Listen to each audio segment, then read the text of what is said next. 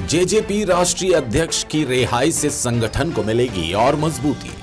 आने वाले दिनों में डॉक्टर चौटाला संगठन विस्तार और सदस्यता अभियान को पूर्ण रूप से करेंगे लीड। डॉक्टर अजय सिंह चौटाला के चुनाव लड़ने के सवाल पर बोले उप मुख्यमंत्री, चुनाव लड़ने के लिए कानून के हिसाब से कोर्ट में आग्रह करेंगे। इतिहास गवाह, कांग्रेस ने सबसे ज्यादा किसानों को लूटा। भिवानी में आज उप मुख्यमंत्री दुष्यंत चौटाला पहुंचे। उन्होंने लोगों की समस्याएं सुनी और निपटान भी किया। चौटाला ने इस दौरान पत्रकारों से बातचीत की और अजय सिंह चौटाला के जेल से सजा काटने के बाद वापस लौटने पर कहा उन्होंने ऐसी सजा काटी जो अपराध उन्होंने किया ही नहीं। दुष्यंत चौटाला से उनके पिता अजय सिंह चौटाला के चुनाव लड़ने के बारे में पूछे जाने पर उन्होंने कहा कानूनी रूप से देखा जाएगा और कोर्ट से आग्रह भी किया जाएगा। उन्होंने कहा नकलन कोर्ट ने भी इस तरह की छूट दी है तो यहां भी मिलेगी। दुष्यंत चौटाला ने कहा आने वाले समय पर संगठन को मजबूत किया जाएगा। इसके लिए डॉक्टर अजय सिंह चौटाला उन्हें लीड करेंगे। बुढ़ापा पेंशन में बुजुर्गों को हो रही परेशानी पर बोलते हुए दुष्यंत चौटाला ने कहा पीपीपी को खोल दिया गया।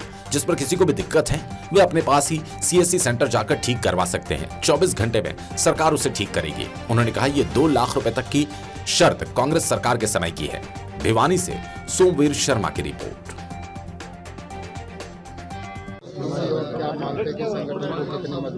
देखिए 9 साल का संघर्ष जहाँ डॉक्टर अजय सिंह चौटाला जी ना तो इन्वॉल्व थे, उसके बाद भी उनने अपने जीवन के अंदर वो कठिनाई देखी और अपना टर्म पूरा करके आज हमारे बीच में वापस पूरे जोश के साथ आए हैं। मैं मानता हूँ संगठन के भी मजबूती मिलेगी और एक एक कार्यकर्ता के अंदर भी एक नया जोश आपको दिखेगा।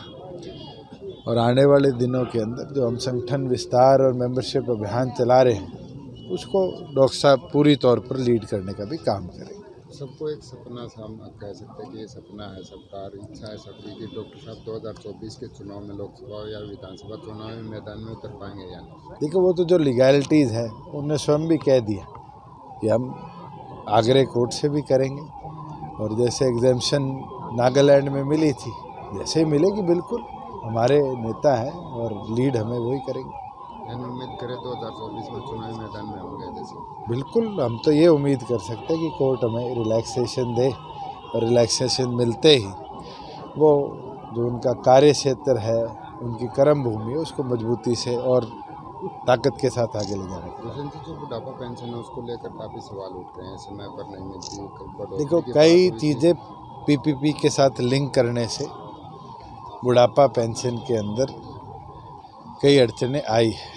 सरकार गंभीरता के साथ उसको टेकअप कर रही है और अब तो हमने पहले जो पीपीपी के लिए डीसी को लिख के देना था उसको भी रिवाइज़ कर दिया। कोई भी बुज़ुर्ग अगर किसी की इनकम की वजह से आज बुढ़ापा पेंशन रुक रही है वो अपने गांव के अटल सेवा केंद्र या सीएचसी पर जाकर शहरों में रिवाइज़ करा सकता है। पावर पोर्टल पर दे दी गई है और 24 आवर्स में उसकी रिवीजन को सरकार अप्रूव या ऑब्जेक्ट करेगी। मुझे लगता है ये जो दिक्कतें आई है ये अपने आप रिवाइज़ हो जाएगी। पर मैं तो एक चीज़ आपको बताना चाहूँगा कि जो बार 2 लाख रुपए की इनकम पे लगाया था ये ना तो इन 2 सालों में लगा ना पिछले 7 सालों में लगा। ये 2012-13 के अंदर कांग्रेस के शासन में बार लगाया गया था और ज़रूरत पड़ेगी तो इस बार को भी हम रिवाइज करेंगे। उस पर फैसला करेंगे। अदर देन दैट वो सारे मामले में वापस करेंगे। एमएसपी को लेकर काफ़ी फैसला मैंने पहले भी कहा है आज भी कहता हूँ एमएसपी पूरी तौर पर अश्योर्ड है और अगली फसल के सीज़न में भी हमने पहले से ज़्यादा सरसों की मंडियाँ भी निर्धारित करी है। हमने गेहूँ के लिए भी पहले से ज़्यादा मंडियाँ निर्धारित करी है और तो और जैसे हमारे फसल और आती हैं, दालें हैं, आपके ग्वार है, इनके लिए भी अगर हमें ज़रूरत पड़ेगी, बाजरी है, तो जब जब हमें ज़रूरत पड़ी हमने मंडी एडिशनल बनाई है। और पिछली बार जहां बाजरे के अंदर वेरिफिकेशन जितनी हो पाई थी हमने एमएसपी के बराबर भावांतर भरपाई पे 600 रुपये प्रति एकड़ के हिसाब से किसान को लगभग 400 करोड़ रुपया डीबीटी करने का काम किया था। आने वाले समय में भी भावांतर भरपाई में फल सब्जियां जो हैं उनको हम कवर करने का काम करेंगे।